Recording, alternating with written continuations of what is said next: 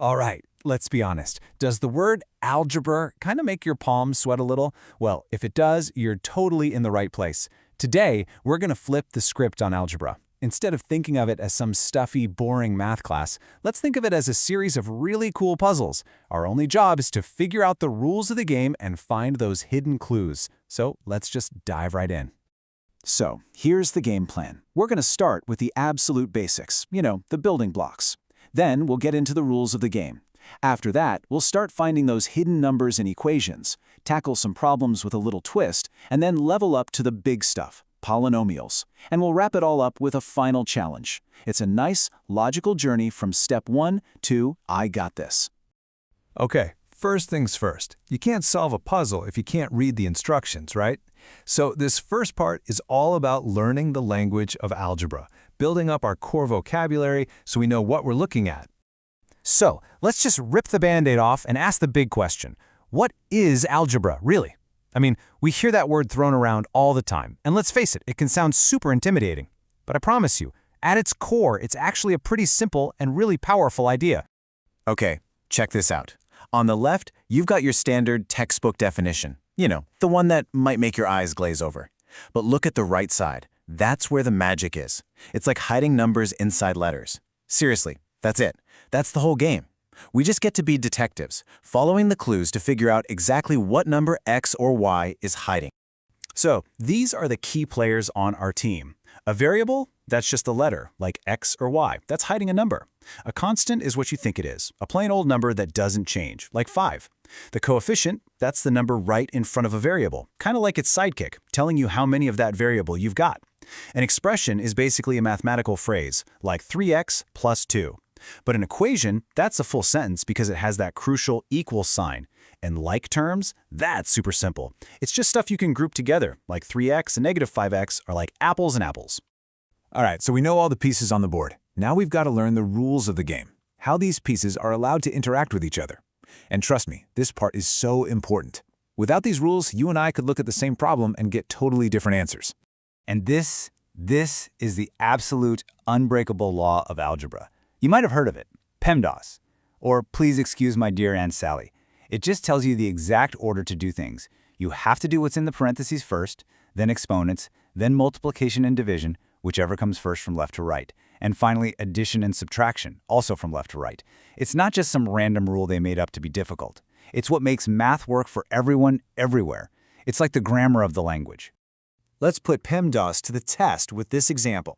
So we've got 3 plus 2 times a bunch of stuff in parentheses. We don't just go left to right. Nope. Rule number 1, parentheses. So we look inside and what do we see? An exponent. So we do that first. 5 squared is 25. Okay, now we can finish the parentheses. 25 minus 3 gives us 22. Great. What's next? Multiplication. That 2 outside is multiplying the 22, which gives us 44. And the very last thing we do is add the 3. And boom, 47. See, following the rules gives us one and only one right answer. Okay, this next rule is one of my favorites because it's so intuitive. It's called combining like terms. All it means is that if you have a bunch of terms with the exact same variable, you can just smush them together. It's like if you have 7 apples and you take away 3 apples and then you get 9 more apples, you've got 13 apples, right? It's the exact same thing here with the letter A. Next up is the distributive property, and honestly, it's all about sharing. See that number hanging out outside the parentheses? Its job is to get multiplied by every single thing inside. So in our example, the 5 gets multiplied by the 2y, which gives us 10y. But it doesn't stop there. It also gets multiplied by the minus 3, which gives us minus 15. This is a super powerful tool for breaking open those parentheses. All right, and now for the main event. This is what all that prep work has been for. We're going to take all the rules and vocabulary we just learned and use them to finally solve the puzzle and figure out what number our variable is hiding. Think of this as your 4-step playbook for solving a ton of linear equations. Step 1. If you see parentheses, use that distributive property to get rid of them. Step 2. Clean things up. Combine any like terms you see on each side of the equal sign. Step 3. Get all your variables to one side of the field. And step 4, the final goal. Get that variable all by itself by doing the opposite operation to everything around it. Let's run a play with our new playbook. Okay, we've got 2 times x plus 3 equals 14. Step 1, Distribute. So 2 times x is 2x, and 2 times 3 is 6. Now we have 2x plus 6 equals 14.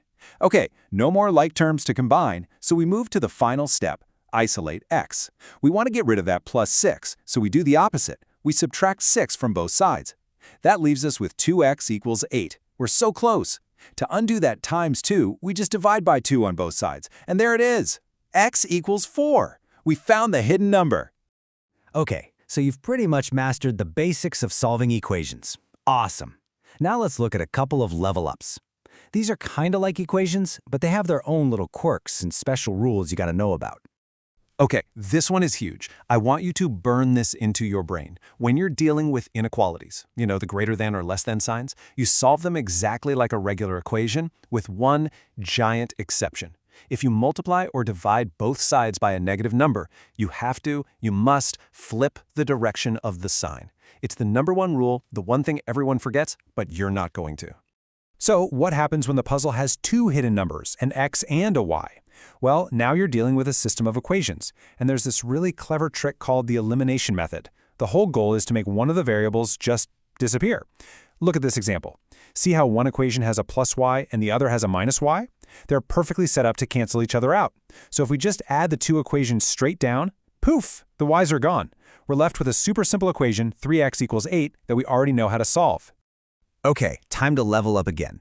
We're going to start looking at some more complex things called polynomials. Now, that word sounds fancy and maybe a little scary, but I promise they're just expressions with multiple parts, and they follow a really clear set of rules, just like everything else. Remember exponents? They're just a lazy way to write repeated multiplication. Well, these 3 rules are like shortcuts for the shortcuts. They make life so much easier. So, rule 1, when you're multiplying, you add the exponents. Easy. Rule 2, when you're dividing, you subtract them. And rule 3, if you've got a power raised to another power, you just multiply them together. That's it. 3 simple rules. So how in the world do you multiply 2 things in parentheses like this? There's a great little acronym for it, FOIL. It's just a checklist to make sure you don't miss anything. You multiply the first terms in each parentheses, then the outer terms, then the inner terms, and finally the last terms. After you've done all that, you just combine the terms in the middle, and you're golden. And now for the flip side. Factoring is literally just doing FOIL in reverse. It's like they give you the answer, and you have to figure out what the original question was. It's another puzzle. So for something like x squared plus 5x plus 6, you just ask yourself a simple question. What 2 numbers multiply to give me that last number, 6, but add up to give me that middle number, 5? Well, that's got to be 2 and 3.